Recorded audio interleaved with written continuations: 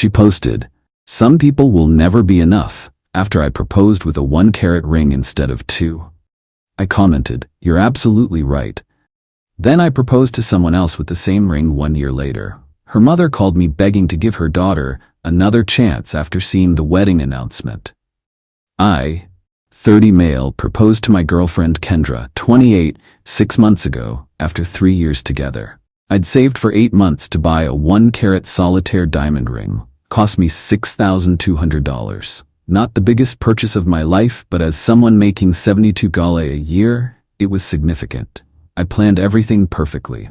Her favorite restaurant, private room, photographer hidden to capture the moment.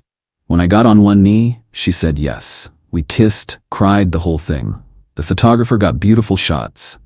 Then she looked at the ring, really looked at it. Her exact words, "Oh, it's classic."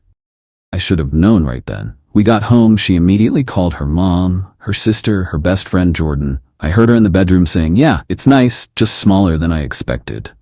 The next morning, she posted the engagement announcement on Instagram, but the caption, "He proposed." Can't wait to start this journey. Remember, ladies, it's not about the ring, it's about the love. Blessed, some things are more important than carats. The passive aggression was so thick you could cut it with a knife.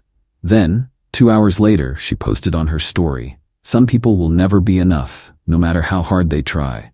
But we accept what we think we deserve." She didn't tag me, but all our friends saw it. My phone started blowing up. My best friend Cameron, "Bro, what's going on?" My sister, "Did you guys have a fight?" Her friend Jordan, "Just saw Kendra's story. You okay?" I confronted her that evening. "What was that post about?" She played dumb. "What post?" I showed her the screenshot Cameron sent me. "Oh, that wasn't about you. That was about my coworker. She's having issues." "Really? 2 hours after announcing our engagement?" She got defensive. "God, not everything is about you, Jason. Why are you so insecure?" "I'm not insecure. I'm asking why you're posting cryptic messages after I proposed." Then she said it. "Maybe if you'd put more thought into the ring, you wouldn't be so paranoid." More thought? I saved for 8 months. That's the problem. You saved for 8 months and could only afford this? She held up her hand like the ring was contaminated. "It's a 1-carat diamond. It's beautiful." "It's embarrassing. Jordan's boyfriend proposed with a 2.5-carat ring and he makes less than you." Jordan's boyfriend is drowning in debt. At least he prioritizes her. I stood up.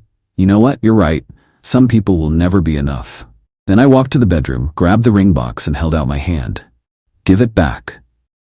Her face went white. "What?" "The ring. Give it back.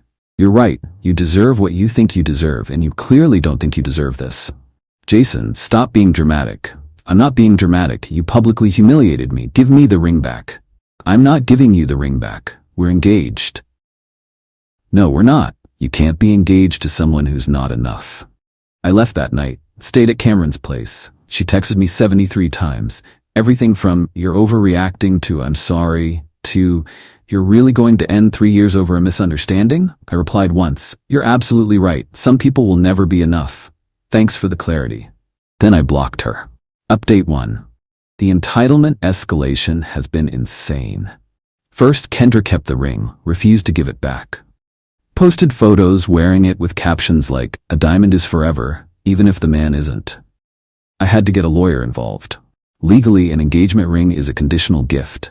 If the wedding doesn't happen, it should be returned. My lawyer sent her a formal request. Her response? She had her mom call my mom. My mom told me the conversation went like this. "Kendra's mom, your son is being absolutely ridiculous. He's destroying my daughter over a social media post." My mom, "Your daughter said he wasn't enough because he bought a 1-carat diamond instead of 2. She never said that." It's literally on Instagram. That was taken out of context. Besides, shouldn't a man want to give his fiancée the best? The best he could afford was $6,200. That's not nothing. Well, maybe he should have saved longer. "My husband gave me 3 carats. How nice for you. Tell Kendra to return the ring." Then, Kendra started a whole campaign. She told everyone I was emotionally abusive, controlling, cheap, probably gay, because what straight man takes back a ring? She posted a TikTok that went semi-viral, 12K views, about how to spot a narcissist. He proposes, then takes it back when you express feelings. But the best part? She started a relationship with her coworker Blake 2 weeks after we broke up. The same Blake she'd been texting constantly during our relationship, but insisted was just a friend. Blake commented on all her posts with stuff like, "You deserve the world, queen," and his loss. Then she made a crucial mistake. She posted a photo of her and Blake at a jewelry store with the caption, "When he takes you shopping for the ring, you actually deserve. Chasha upgrade complete." One problem, she was still wearing my ring in the photo. Cameron's girlfriend, who works at that jewelry store, texted me, "LMO, your ex just came in with some guy. They looked at 15K rings for an hour, then left without buying anything. The guy looked sick when he saw the prices." I screenshot everything for my lawyer. Update 2. Kendra finally returned the ring after my lawyer threatened legal action, but not before. 1. Having it professionally cleaned, aka trying to damage it. 2. Claiming she lost the certificate of authenticity. 3. Returning it in a different box with a note saying, "Hope your next victim has lower standards." The ring was fine. The certificate was in my safe. She never had it. I had it professionally inspected. Perfect condition.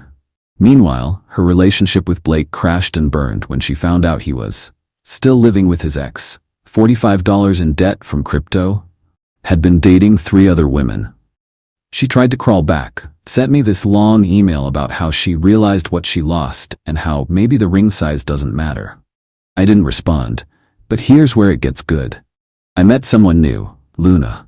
She's a pediatric nurse, loves hiking, has a golden retriever named Taco, and doesn't even have Instagram. We met at Cameron's birthday party. First thing she said to me, "You're the guy whose ex made that TikTok about the ring, right?"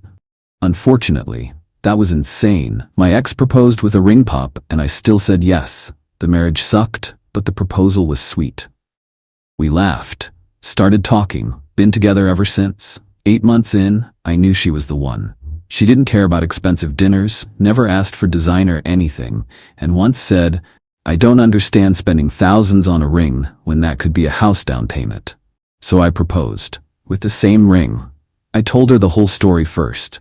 Her response, "So it's like a pre-owned ring with character? Even better, more sustainable." She said yes immediately.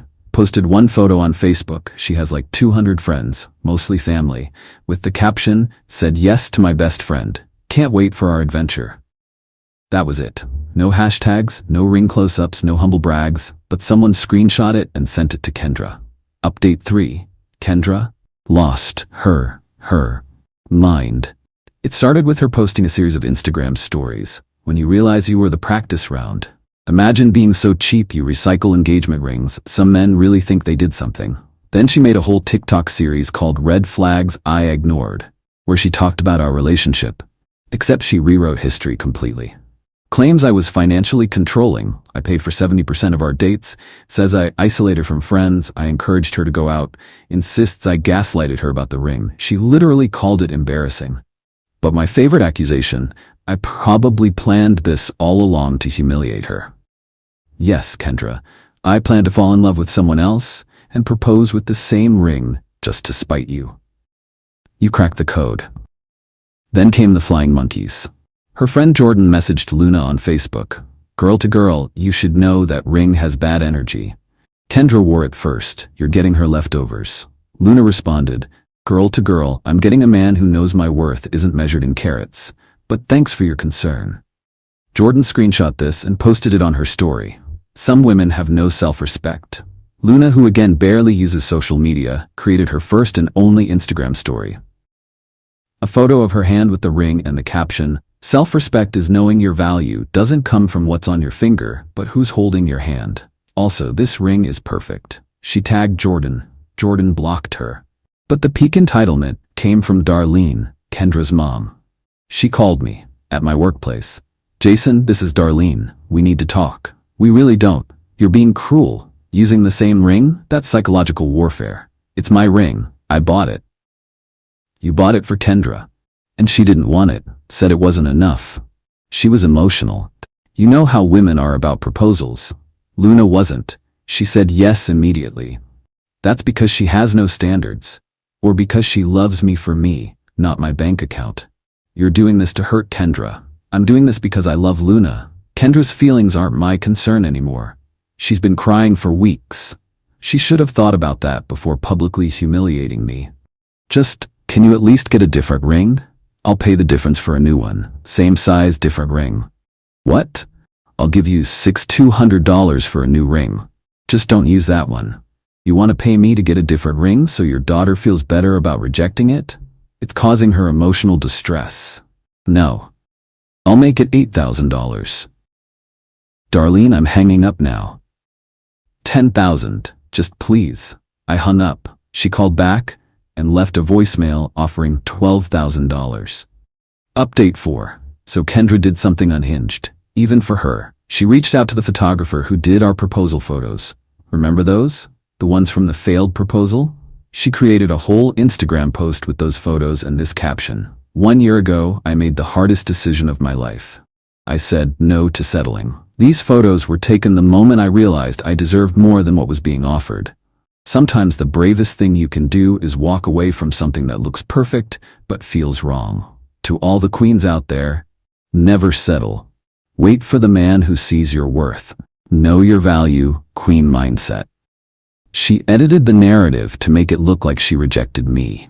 The photographer who I'd hired and paid was pissed. He commented, "These photos were from an accepted proposal. You said yes, I was there. This is false advertising of my work." She deleted his comment and blocked him. He then posted on his page, "When someone uses your work to lie about what happened." She said, "Yes, folks, I have the video." And he posted a clip of her saying yes and crying happy tears.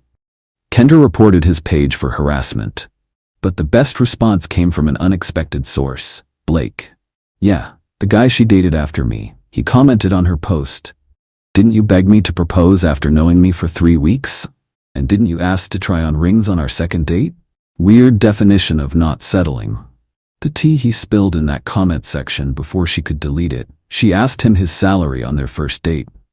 She had a Pinterest board called Blake's Proposal Ideas after dating for 1 week. She told him she expected at least 3 carats. She cried when he said he needed to pay off debt first. Then my wedding announcement went live in the local paper. Luna's grandma insisted. She's 87 and traditional. Darlene called me again, this time crying. "Please, Jason, please reconsider." "Reconsider what? I'm getting married in 6 days." Kendra made a mistake. She knows that now. "I'm marrying Luna." She's had a rough year. Blake broke her heart. Blake dated her for 3 weeks. She got passed over for a promotion. Not my problem. She's been in therapy. Good for her. She still loves you. She loved the idea of a 2-carat ring. She made that clear. Just, can you meet with her? 1 coffee. Let her apologize. No. She's my only daughter. She's been depressed. She cries looking at your wedding announcement. Then she shouldn't look at it. You destroyed her life. No, she destroyed our relationship. I just moved on. With her ring. With my ring that I bought with my money that she rejected. You're heartless. I'm getting married on Saturday. Don't call again. She called 16 more times.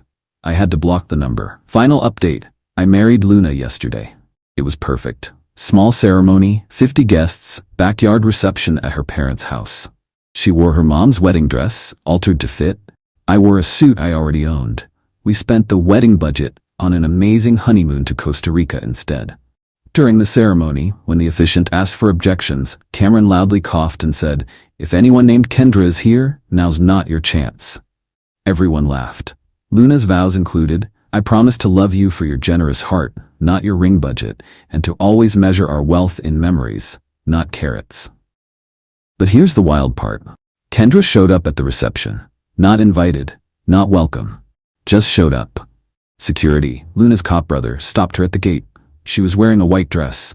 To my wedding, Luna's brother called me over. Kendra was crying, mascara running, holding a letter. "I need 5 minutes," she begged. "You need to leave. I wrote you a letter. Just read it, please." Luna walked over, looking stunning in her dress. "Oh, you must be Kendra. Love the white dress. Bold choice for someone else's wedding." Kendra looked at Luna's ring, the ring, and started sobbing harder. "That was supposed to be mine." "But you didn't want it," Luna said calmly. You said it wasn't enough. I think it's perfect. Thank you for giving him back to the dating pool. You're trash, my treasure, and all that. You're wearing my ring.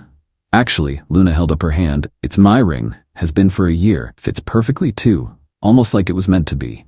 Kendra turned to me. How could you do this to me? Do what? Move on? Get married? Be happy?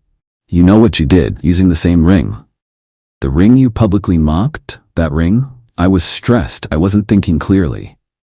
For 3 years? Because you made fun of my gifts our entire relationship? I've changed. Good for you. I've moved on. I'll do anything. I'll apologize publicly. I'll delete all the posts.